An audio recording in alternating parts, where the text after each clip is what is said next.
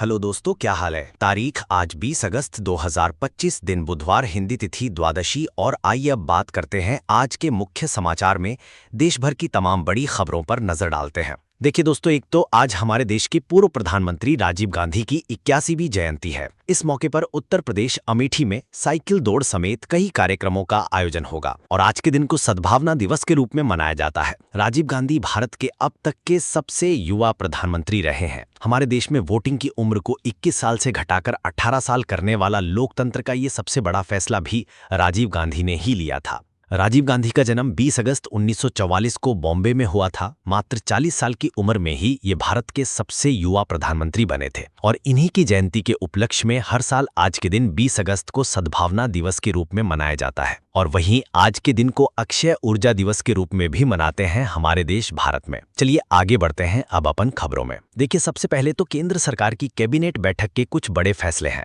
Cabinet meeting में राजस्थान के Kota greenfield airport को मंजूरी मिल चुकी है। इसके लिए 157 करोड़ रुपए का बजट दिया गया और उड़ीसा राज्य में कटक भुवनेश्वर 6 लेन रिंग रोड भी बनेगा। तो ये 1500 करोड़ की लागत से कोटा बूंदी में ग्रीनफील्ड हवाई अड्डे के विकास से राजस्थान वासियों को बड़ा लाभ मिलेगा। इसे केंद्र सरकार की मंजूरी मिल चुकी है, यानी राजस्थान के कोटा बूंदी के बीच नया एयरपोर्ट बनाया जाएगा। और उड़ीसा राज्य में भी ये नई 6 लेन रिंग रोड को कैबिनेट से मंजूरी मिली है। इस परियोजना के लिए 837 करोड़ रुपए की लागत आएगी। वही खबर आ रही है दोस्तों की केंद्रीय कैबिनेट ने ऑनलाइन गेमिंग बिल को भी मंजूरी दी। अब सट्टेबाजी करने पर बड़ी सजा मिल सकती है। तो क्या ऐसे में सरकार के इस बिल से ड्रीम 11 जैसे गेमिंग ऐप पर बैन लगेगा? क्योंकि सरकार अपने इस नए बिल के जरिए सट्टेबाजी वाले ऑनलाइन गेम्स पर प्रतिबंध लगाने की तैयारी कर रही है। आज बुधवार को संसद में इस संबंध में नया बिल पेश किया जाएगा, क्योंकि अक्सर आपको पता होगा ऑनलाइन गेमिंग के कारण इस तरह की घटनाएं सामने आती रहती हैं।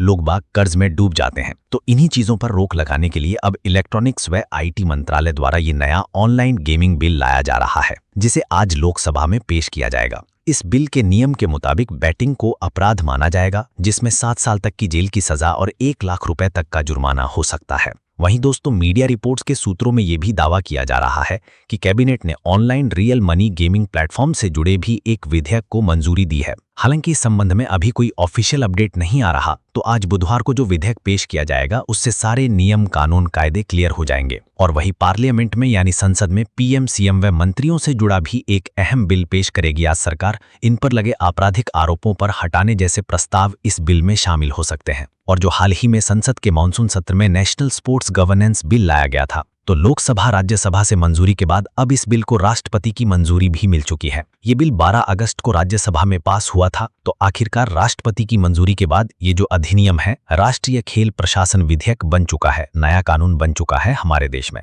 है ना। और इससे पिछले वाली कैबिनेट मीटिंग में भी आपको पता होगा केंद्र सरकार ने ये 3 बड़े फैसले लिए थे, मैंने आपको अपडेट दिया था। चलिए दोस्तों आगे बढ़ते हैं अब अपन खबरों में। देखिए, विपक्ष ने भी अपने उपराष्ट्रपति कैंडिडेट का ऐलान कर दिया है। Retired justice B Sudarshan Reddy जो हैं वह विपक्ष के उपराष्ट्रपति कैंडिडेट होंगे और ये हमारे सुप्रीम कोर्ट में जज भी रह चुके हैं। तो जो एनडीए के उपराष्ट्रपति कैंडिडेट हैं सीपी राधाकृष्णन, उनसे इनका मुकाबला होगा। उपराष्ट्रपति चुनाव के लिए 9 सितंबर को वोटिंग होनी है और एनडीए की संसदीय दल बैठक में एनडीए के भी उपराष्ट्रपति कैंडिडेट को सम्मानित किया गया। पीएम मोदी बोले कि राधाकृष्णन सरल और सहज व्यक्ति हैं, वे राजनीति में खेल नहीं करेंगे। और वहीं खबर आ रही है दोस्तों, हरियाणा में भी बीजेपी 1 स्टेट 1 इलेक्शन लागू करने की तैयारी कर रही है। सांसदों और विधायकों की लगेगी ड्यूटी, मंत्रियों का रिपोर्ट कार्ड बनेगा। अक्टूबर में इस नीति को लेकर रिव्यू होगा, क्योंकि इस संबंध में चंडीगढ़ में हरियाणा के मुख्यमंत्री नायब सिंह सैनी और प्रदेश भाजपा अध्यक्ष ने मिलकर 42 नेताओं के साथ बैठक भी की है। चलिए अगली बड़ी खबर देखिए। वोट चोरी के आरोपों के बीच अब मुख्य चुनाव आयुक्त के खिलाफ ही महाभियोग लाने की तैयारी में है विपक्ष। इंडिया गठबंधन की बैठक में इस मुद्दे को लेकर मंथन हुआ। संसद में शीतकालीन सत्र में नोटिस देने पर विचार किया जा रहा है। वोट चोरी के आरोपों और बिहार में voters list special initiative division यानी एसआईआर चुनावी वेरिफिकेशन मुद्दे पर अब मुख्य चुनाव आयुक्त ज्ञानेश कुमार की प्रेस कॉन्फ्रेंस के बाद विपक्ष ने हमला और तेज कर दिया है और अब इनके खिलाफ महाभियोग लाने पर विचार कर रहा विपक्ष। इधर कांग्रेस ने एक बार फिर से आरोप लगाया, बोले कि मध्य प्रदेश में भी 8-9% वोट की चोरी हुई है। सिंगार ने आरोप लगाते हुए कहा कि पिछले चुनाव में 16 लाख वोटर जोड़े हैं, इसीलिए हम 27 सीटों पर हारे हैं। वहीं उत्तर प्रदेश के कांग्रेस के प्रदेश अध्यक्ष अजय राय ने भी दावा किया, बोले कि मोदी वोट चोरी करके प्रधानमंत्री बने, मैं 7 राउंड तक आगे था, चुनाव आयोग की वेबसाइट बंद करके पीएम को जिताया गया। तो ये कुछ पक्ष विपक्ष के आरोप प्रत्यारोप चल रहे हैं। चलिए अगली खबर देखिए। राहुल गांधी की नागरिकता केस में यूके से आई रिपोर्ट, जिसमें उनकी पासपोर्ट की कॉपी सिटीजन डिटेल भारत सरकार को भेजी गई। अब लखनऊ हाईकोर्ट में इस मुद्दे को लेकर सुनवाई होनी है। और वहीं देखिए दोस्तों, पंजाब में आतंकी संगठन बीकेआई की एक बड़ी साजिश नाकाम हुई। राजस्थान कोलकाता से गिरफ्तार गुर्गे से ग्रेनेड मिला। और वहीं देश की राजधानी दिल्ली में एक बड़ी दुर्घटना होगी। देखिए आप, दिल्ली के एक इलेक्ट्रॉनिक शोरूम में आग लग गई। इस घटना में 4 कर्मचारियों की मौत हो गई। इनमें 3 तो युवतियां थी, एक घायल भी हो गया। 4 मंजिला बिल्डिंग के तीसरे फ्लोर पर ये सभी कर्मचारी लंच कर रहे थे और आग में फंस गए। दूसरी मंजिल पर यह भीषण आग लगी थी। चलिए अगला अपडेट देखिए। मेड इन इंडिया लेबल योजना से भारतीय उत्पादों को मिली नई पहचान। सरकार ने 3 सालों के लिए इस योजना पर अभी भी 995 करोड़ का प्रस्ताव रखा है। मेक इन इंडिया और मेड इन इंडिया की सरकार की पहल के अच्छे नतीजे देखने को मिले हैं। गवर्नमेंट ने खुद ये रिपोर्ट्स जारी की हैं। और भारत की जीडीपी पर भी एक अच्छी रिपोर्ट सामने आ रही है कि उभरते बाजार की श्रेणी से निकलकर वैश्विक शक्ति बना हमारा देश भारत। बीते कुछ वर्षों के जीडीपी के आंकड़े क्या कहते हैं, ये डेटा आप देख सकते हैं। और इन डेटा के बाद दुनिया भर के कई मार्केट एक्सपर्ट का भी ये मानना है कि निवेशकों, व्यापारियों, कारोबारियों का भारत पर भरोसा बढ़ रहा है। ये एसएपी ग्लोबल की रेटिंग के डेटा भी आप देख सकते हैं। चलिए रेल यात्रियों के लिए एक बड़ा अपडेट सामने आ रहा है। देखिए अब दिल्ली के एक इलेक्ट्रॉनिक शोरूम में आग लग गई। इस घटना में 4 कर्मचारियों की मौत हो गई। इनमें 3 तो युवतियां थी, एक घायल भी हो गया। 4 मंजिला बिल्डिंग के तीसरे फ्लोर पर ये सभी कर्मचारी लंच कर रहे थे और आग में फंस गए। दूसरी मंजिल पर यह भीषण आग लगी थी। चलिए अगला अपडेट देखिए। मेड इन इंडिया लेबल योजना से भारतीय उत्पादों को मिली नई पहचान। सरकार ने 3 सालों के लिए इस योजना पर अभी भी 995 करोड़ का प्रस्ताव रखा है। मेक इन इंडिया और मेड इन इंडिया की सरकार की पहल के अच्छे नतीजे देखने को मिले हैं। गवर्नमेंट ने खुद ये रिपोर्ट्स जारी की हैं। और भारत की जीडीपी पर भी एक अच्छी रिपोर्ट सामने आ रही है कि उभरते बाजार की श्रेणी से निकलकर वैश्विक शक्ति बना हमारा देश भारत। बीते कुछ वर्षों के जीडीपी के आंकड़े क्या कहते हैं, ये डेटा आप देख सकते हैं। और इन डेटा के बाद दुनिया भर के कई मार्केट एक्सपर्ट का भी ये मानना है कि निवेशकों, व्यापारियों, कारोबारियों का भारत पर भरोसा बढ़ रहा है।